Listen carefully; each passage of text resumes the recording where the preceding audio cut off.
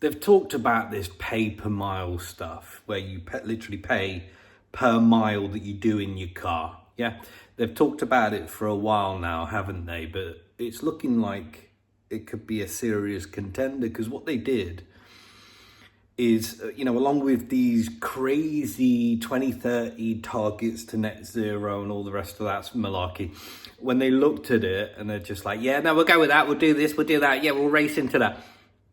When they reflected on it and actually looked into it, with a little bit more planning and detail, they come up with the prospect of billions of pounds of tax revenue in things like the dirty petrol and diesel cars. The tax related to that is going to be a massive hole in that due to people jumping into lecky cars, although much debate about the growth of that and car manufacturers scaling all back because the targets and the sales just aren't meeting, right?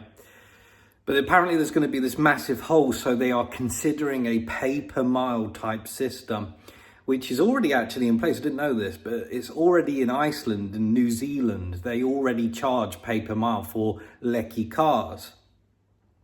But if we just stop for a second and think about how much it would cost to put that type of infrastructure in play, can you imagine the level of cost? Forget about billions in loss of tax revenue. What about the absolute billions that it would take to build such an infrastructure, to make it work, to track vehicles on this pay-per-mile type system that really is just designed to get you out of your car? Yeah?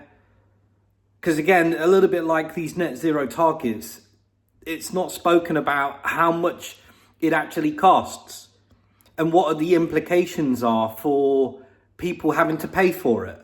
This is similar type stuff, isn't it? How much would the infrastructure cost to put something in play? It would certainly help though, wouldn't it, for the surveillance side of it.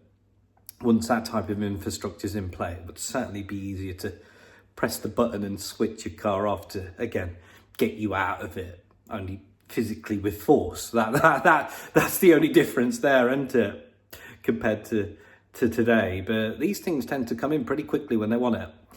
And they're also talking about taxing your holidays as well, to fill these billions of tax revenue loss. They're also talking about, to meet targets as well, taxing your holiday to stop you going on holiday.